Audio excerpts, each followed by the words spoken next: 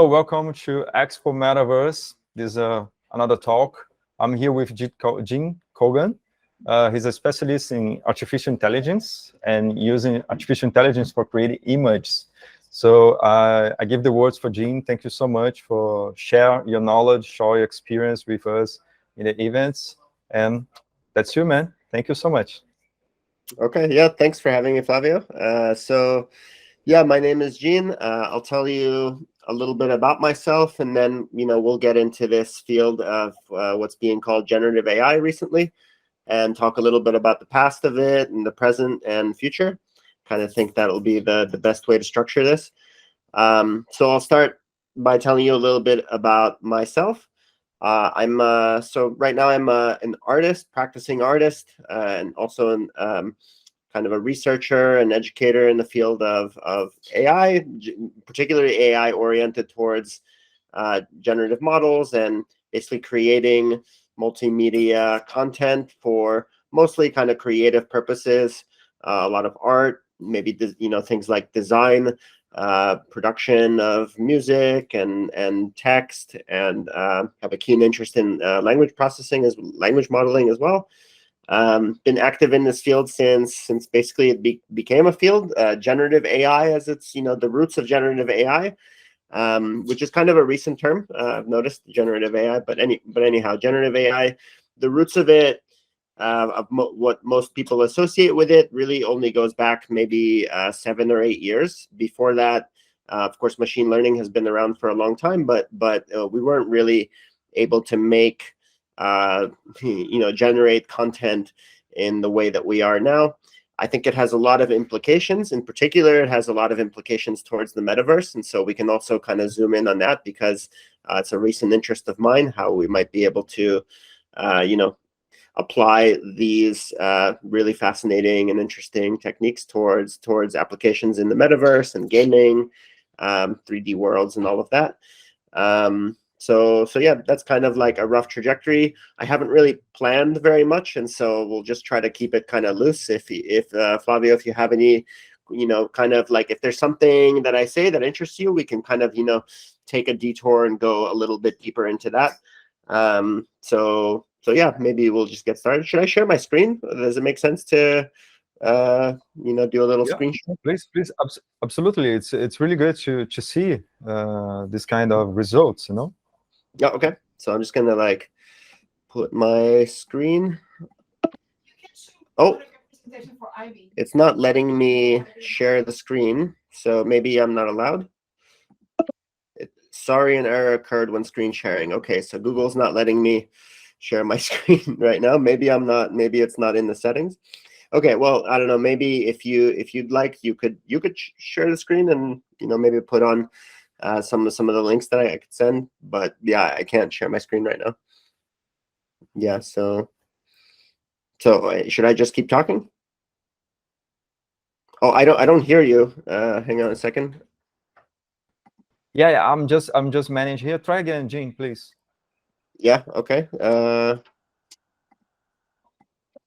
Sorry, an error occurred when screen sharing.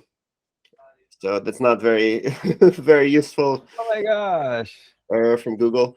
Maybe I should let me open this in Firefox. Okay, sure. I'll be right back. Absolutely. Okay.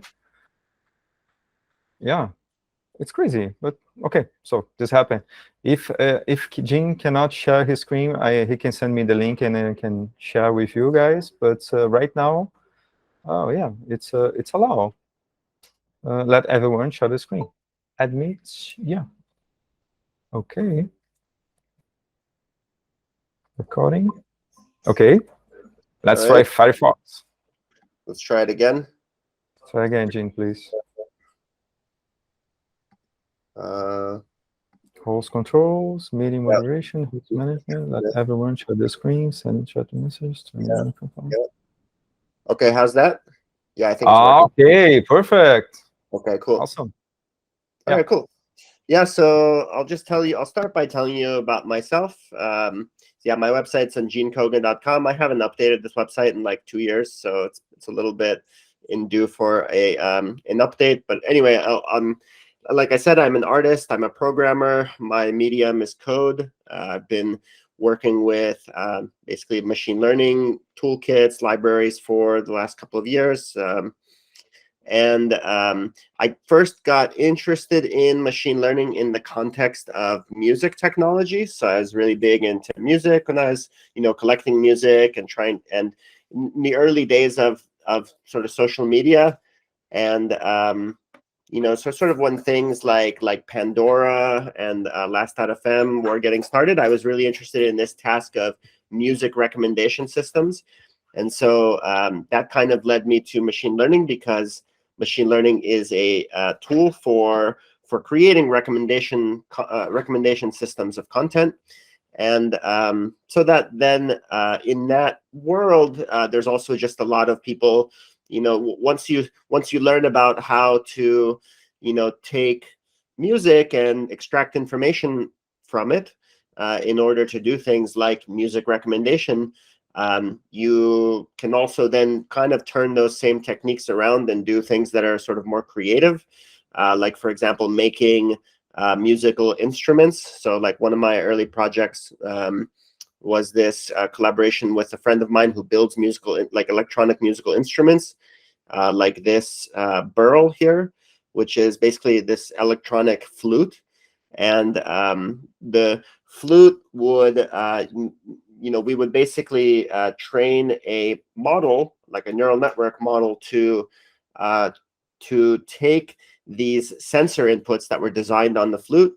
These are basically like capacitive touch sensors, and on the mouthpiece there's a couple of sensors that sense your breath pressure and what's called the embouchure, which is sort of the shape of your mouth.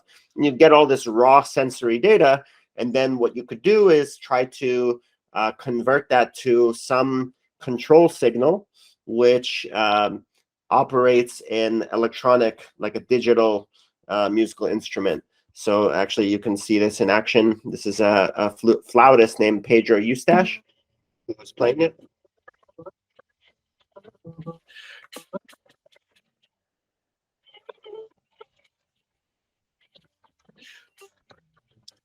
So the idea there is that, you can basically make these instruments and then allow people to train an interface to playing them. And so that was kind of, before generative AI, that was sort of, I think, the dominant use case for, creative AI, so to speak, because you couldn't really generate, media, but you could make these sort of shallow neural networks that would play, play in the world of, interactive new media and so on.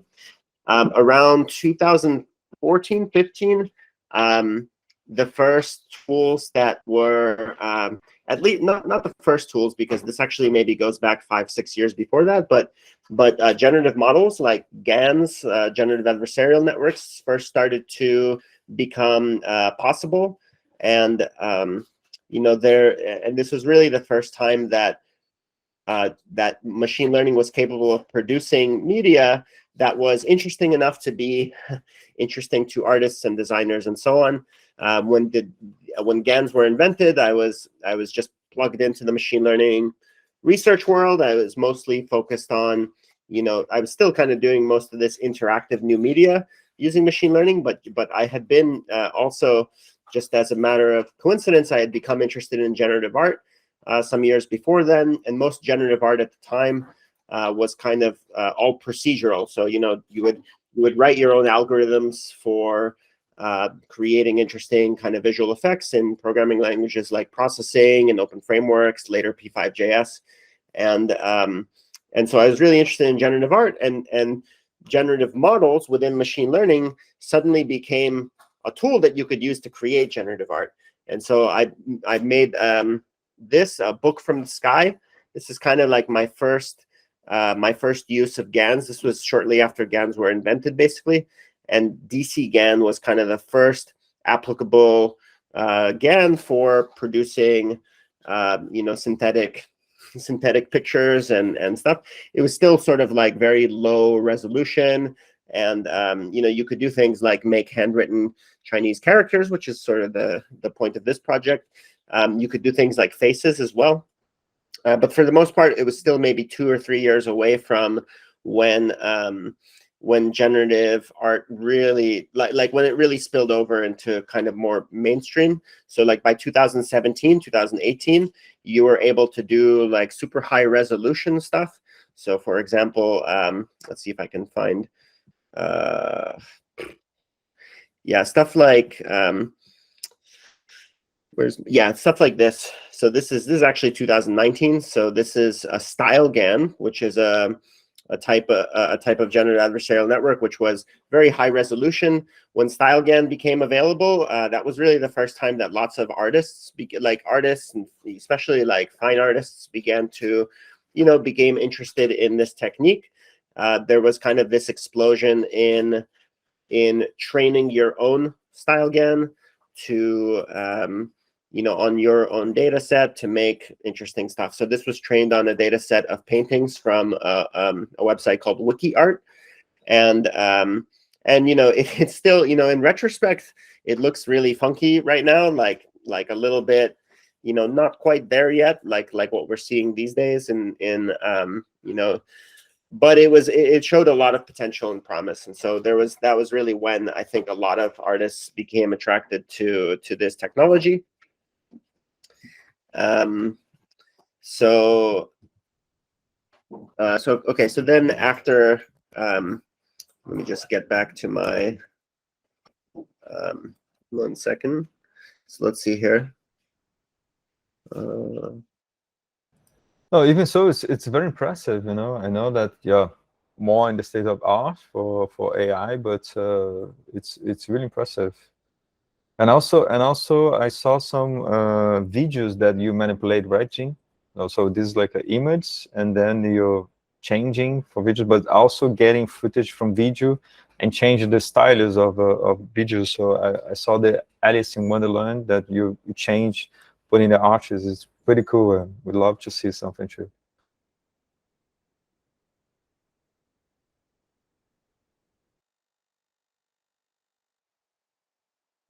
You are muted. Yeah, sorry. Now I'm back on. Okay, so yeah, this is basically stuff like style. I think what you were referring to is this project, which is basically like style transfer. And that was slightly different. It's not actually related to GANs. These were, but they were using these computer vision neural networks that were trained to recognize objects. And now, my dear, So you could do stuff like this. This is all very antique now. This is from 7 years ago. So you can do style transfer that's hyper realistic now. But back at the time, this was actually very novel. This is one of the first things I did in 2015 when these techniques like Deep Dream, neural style transfer, and GANs became much more prominent. And so I mean, nowadays it's all very antique, but I think this is kind of what you're referring to. Anyway, I think maybe now we can fast forward a little bit. Let's talk about like more the last 2 years. I'll tell you a little bit about what's new. So, and let's see if I maybe have some, like I said, my website's not really up to date anymore. So I'll just mention a couple of things. So a lot of your audience will probably have encountered by now Midjourney and DALL-E or Stable Diffusion. And these are these generative models that differ from the ones that I showed you in a couple of ways. They're much more recent. So obviously this is all kind of work that has become, over the last 2 years, has become ascendant. Actually, I can show you Abraham because this will have some of the stuff from Stable Diffusion that I can show you. So these models are distinguished from previous models like StyleGAN in the following ways. One is that they're quite a bit larger. So these are models that are trained not on several thousand images, but they're trained on several billion images. And they are trained in a special, using novel kinds of machine learning, like novel kinds of generative models that actually aren't GANs.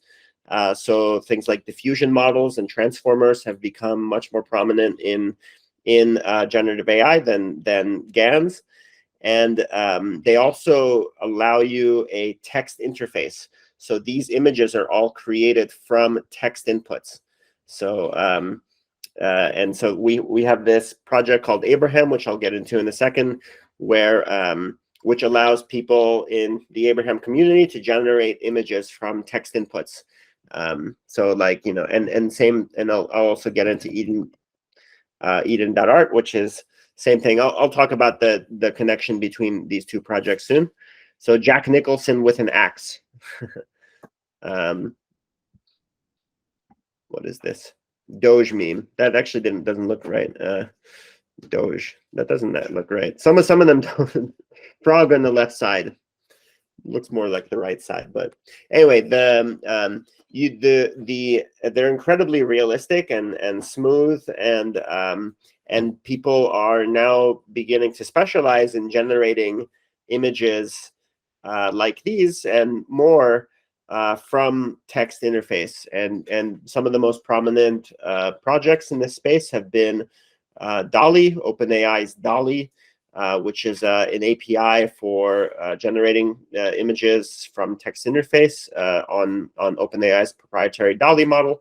And then Midjourney, which is kind of similar, also has a proprietary API and a very popular Discord, which allows you to generate all sorts of images. Midjourney's most recent model just came out a couple days ago, and it's really impressive. It's incredibly good.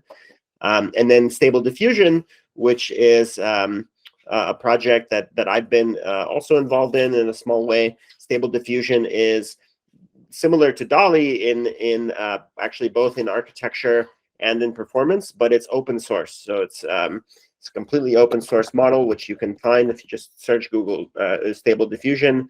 It's in a bunch of places. It was trained by a company called Stability.ai, and then released publicly for anyone to run on their own GPU. So if you have a GPU, you can download Stable Diffusion and modify Stable Diffusion and generate anything you want with it, and kind of take part in what is becoming an extremely large and very vibrant, exciting ecosystem. Basically, lots of people are exploring this model. It's much more open than Midjourney or DALL-E, and so there has just been an explosion of creativity. I think whenever you make these systems kind of open and permissionless, you really inspire the long tail of creators out there that want to use these tools. One question very fast, Jenny, about, since it's open source, so anything that you create, you can have and you can use as long as you want and the way you want, right? Basically, yeah. I mean, it's been released. So actually, well, there are caveats to that. So for Stable Diffusion, it's released with a license that basically, I think the Stable Diffusion license basically, it allows you to use it commercially, but there are some interesting, so actually, to be honest, I'm not even well versed in the area. So there is a novel license that basically allows you to use it however you want and commercially, but subject to basically a number of restrictions that are kind of meant to keep it open. So actually, I think you can find, I don't know if this is a side conversation, but it's like the Open Rails license. Actually, no, sorry, Stable Diffusion license. Yeah, so Creative ML Open Rail. So basically, it just kind of gets people to state that they're not going to use it for harm. And so what that means, I think, is actually is still something being figured out. But it is a very permissive license. It's kind of similar to MIT because it allows you to use it commercially. So lots of startups and things are getting built on top of Stable Diffusion. Okay, so anyway, yeah. I think it's a very important question because people see all this thing and like, oh, okay, but how can I use that? Yeah, you can use this and also sometimes somehow you have ideas and you don't feel so creative or you don't feel so technical to create. So you can use like the AI to make your dreams come true or to make this happen. So it's really cool. Thanks, man. Yeah. And now, of course, the flip side is that to run Stable Diffusion yourself, it requires well, actually, it doesn't require. So to run it really well and fast, it requires a GPU, like a good GPU, an NVIDIA sort of gamer type GPU. You can. It's also possible to run Stable Diffusion on a conventional laptop, but it's much slower. So especially for example, you can run that on the M1 Apple. There is actually support for running a highly optimized version of Stable Diffusion that's targeting the M1 architecture on the new MacBooks. But it really works best when you have a good gaming GPU, as most machine learning models do. They're highly parallelized on using GPUs. And so for the long tail of people who want to use Stable Diffusion, most people are using it and probably will continue to use it through cloud services that are built into products. So, for example, you can now use Stable Diffusion inside of like Adobe products like Photoshop. It's also in I'm not keeping track so much of this world, so I don't know all the integrations, but I think you can use it in like Figma and Canva, and there's a lot of products that are targeting creative professionals that then will use some cloud service, including Stability's own cloud service, to run it, and that makes it a lot easier. And there's a lot of APIs that are emerging around Stable Diffusion that kind of seek to adapt it to some particular context. I've also been working in this space. So we're creating a project called Eden with a small team, and Eden is basically among other things, it's a wrapper on top of Stable Diffusion, which is kind of adapted towards more art applications. So that's something I can show real quick. So Eden is if you go, so you see Eden.art. This is kind of just aggregating all of these, and Abraham also. So the Eden project grew out of Abraham. Abraham is a project to create an autonomous artificial artist. It's something that I've been really interested in for the last 4 or 5 years. It ties in a number of technologies that are very early stage and interesting to me. So including crypto, decentralization technology, tokens, NFTs, all that. And basically, while Abraham is kind of committed to this idea of an autonomous artist, Eden is the software layer underneath Abraham, which anyone can adapt for any purpose. And so we're building an API on top of this that you can use to spin up your own applications. A few examples of applications is this website. So this is an aggregator for all of the stuff that's made, both here and also on our Discord. The link for the Discord is on abraham.ai, so you could go to the Abraham page. And then we have Discord bots. So maybe we can do a little demonstration. So yeah, I don't want to give away all my what is this? So let's see. Eden bots, so you can do stuff like this. So yeah, most people are using Eden through our Discord. This is an open channel, so if you go to the Eden bot channel on our Discord and then you type /dream and then select /dream, you can generate a prompt. So the metaverse in Brazil with RPG characters playing video games, 3D. I love it. Render, ray tracing. So I'm not. A lot of people are much better than me at sort of prompting. So, but anyway, let's see how that comes out.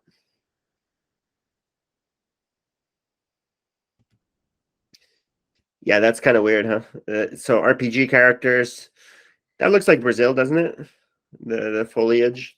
You can also make lerps, so interpolation. Not so much, I was muted, but yeah. I think so for example, if I do this, I should remove the RPG characters characters. Yeah, probably. Yeah, let's just do the metaverse in Brazil. Yeah, it's perfect. Let's see. And then what- let's see, lerp between the metaverse in Brazil And heaven in Brazil. heaven in what? Heaven in Brazil. Okay. So let's see how that I like comes. it. We also have an experimental version of an interpolation called Reel to Reel, which actually isn't working on the Discord just yet. But basically, what that is attempting to do is allow you to do these interpolations, but between real images. So like you post 2 photographs and you can use a model to interpolate between them. And by interpolate, you'll see what I mean in just a second when this is done. So 100%, there we go. So that's the metaverse in Brazil to heaven in Brazil. Okay, kind of interesting. Yeah, that definitely it's looks like Rio somehow. Sure, it looks like Rio, yeah. So in any case, yeah, this technology is just super interesting and highly powerful. And there are a number. There's lots of startups beginning that are trying to apply this generative AI technology to not just art, but all sorts of problems that you can solve. So, for example, there's a lot of early projects that are trying to change the way we do search. So, normally when you do search, you go to Google and you have some question, and Google will list a bunch of websites that have the that might be relevant to the thing that you're searching for. This is probably over the next like 5 to 10 years going to be replaced by generative search. So what I mean by that is, if you have a question like, how do I cook polenta or something like that, you can search Google and then find a website which has written an article about this.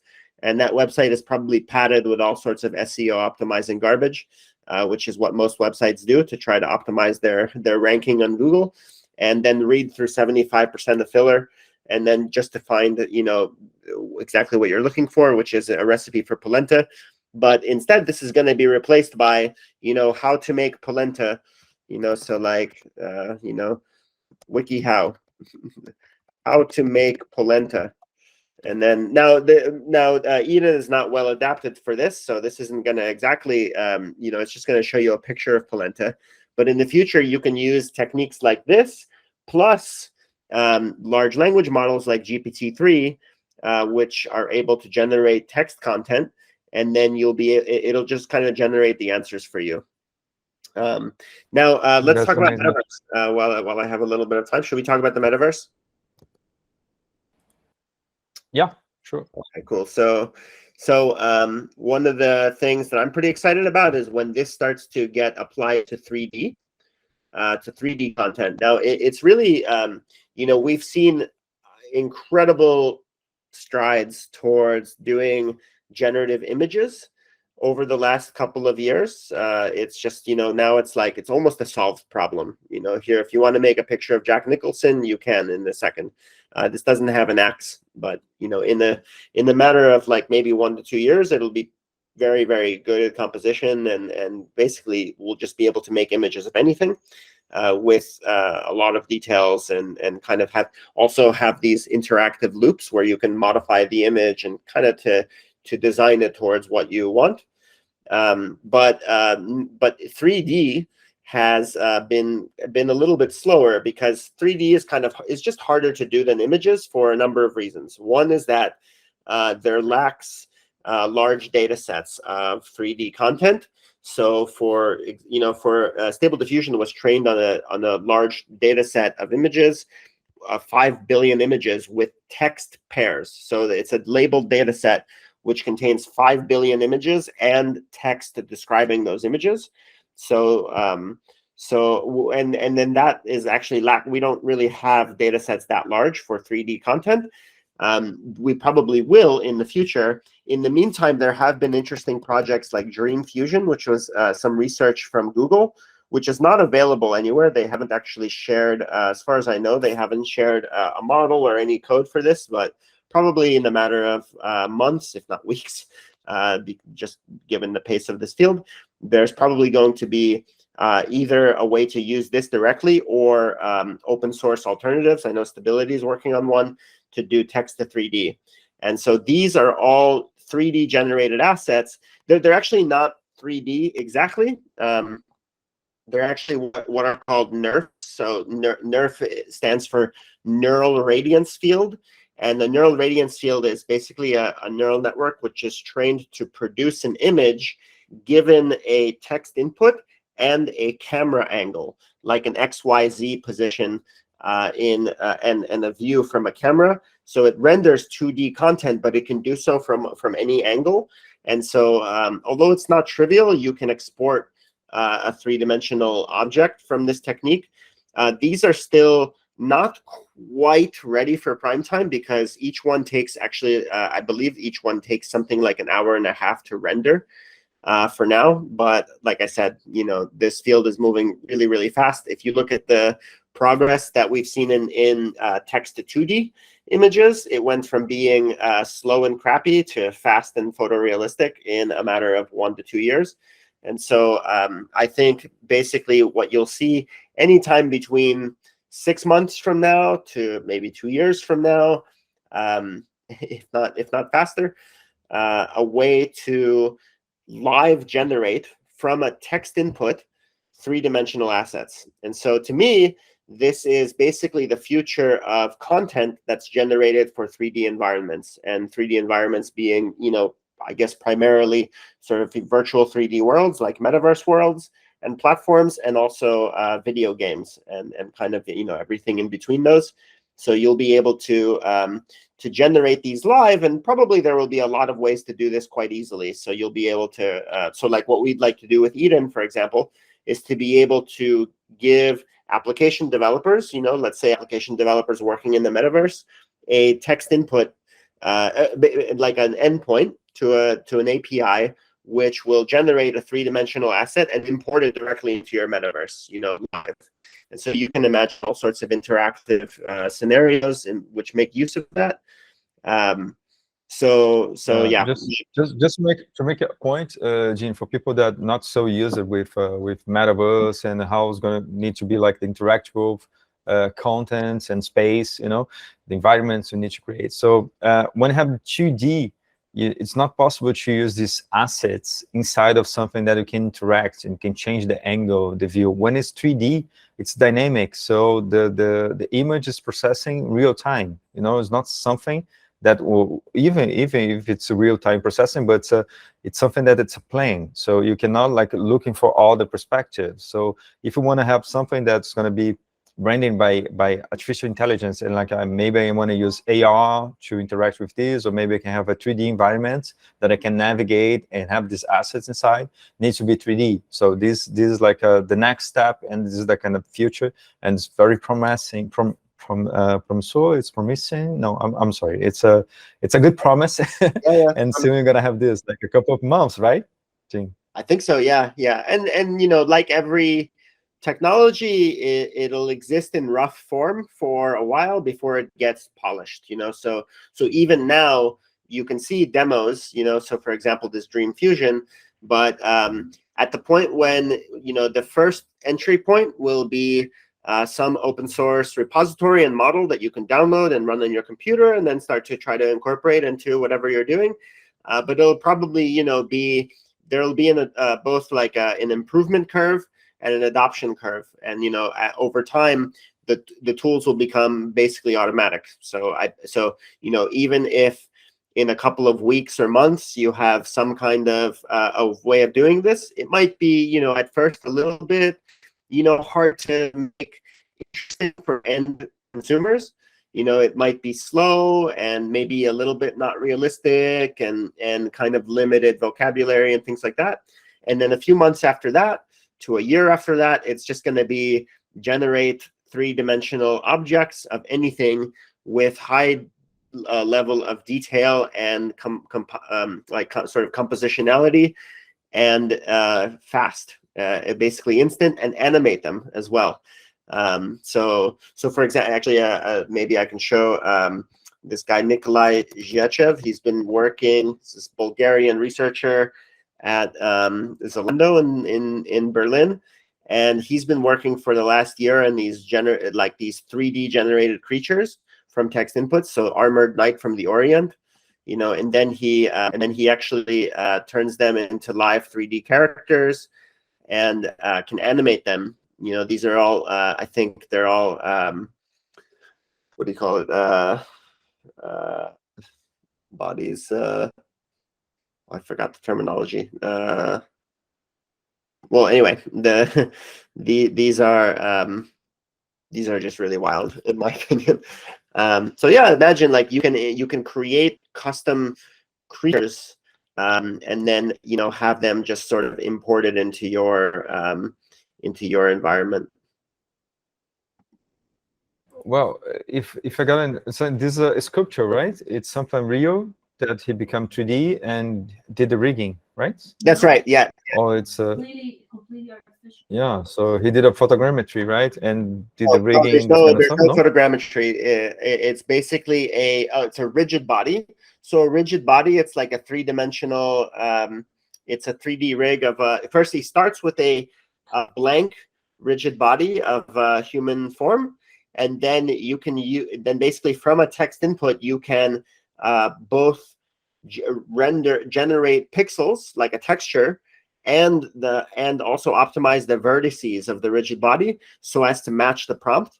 And so there's this optimization process that I think takes 15 minutes or something like that for each one of those, and then it'll generate it'll optimize a rigid body to match the text input. And then the animation is all done using sort of conventional means. So because what the legs are, there's like choreographed kind of walking and stuff. But that will also be automatic at some point. So if you ask them to walk across the room, they. Wow, I'm so sorry because yeah, you told about the text, but it was like looking so real, like a statue, and it was like moving, and I was like, oh, is that the 3D? Okay, amazing. Yeah, there's no photogrammetry for that. It's all synthetic. Yeah, I was watching. I'm following a guy on Twitter, and this guy was doing some things that he was scan 3D objects. Yeah, I'm kind of scanning things and become 3D objects and do the rigging and put animations. This in kind of 3 hours. Like so, I got this toy and I transform in 3D and I put the rigging in 3 hours. So this is pretty impressive. How we can bring things to the 3D. So let's say for the metaverse, since it's 3D, you can bring out. So amazing, really cool, Jing. Yeah. So it's pretty exciting, pretty exciting world. This is gonna have, I think, a lot of interesting applications to the metaverse. I think AI and VR and metaverse are all kind of converging into these synthetic immersive worlds. And AI is going to be the engine that produces all of the content. I think that's kind of where I would kind of see where things are going. As far as like how that shakes out and what kind of worlds people create, that's really up to the people. So we'll see. But things are going to get really weird and interesting pretty soon, I think. Yeah, no. Thanks so much. So let's have the last words. Would like to say something for people in Brazil and to finish our talk. It was amazing. Thank you so much. Thanks for having me. And also, just I guess I'll mention, if anyone's interested in any of the work that we're doing, the best place to find us, to go to abraham.ai and find the Discord link and join the Discord and start hanging out. And we're going to have a lot more interesting stuff to share with both Abraham and Eden over the next few months to a year. Our goal is to create an API. We already have an API, and it's kind of a work in progress. But basically, the goal is to create an engine that serves applications like metaverse platforms and creative AI services and websites, and kind of try to make it really easy for creators to integrate this technology into their applications. So yeah, that's about all I have. Okay, thank you so much. So that's all. Thank you, guys. See you finish here.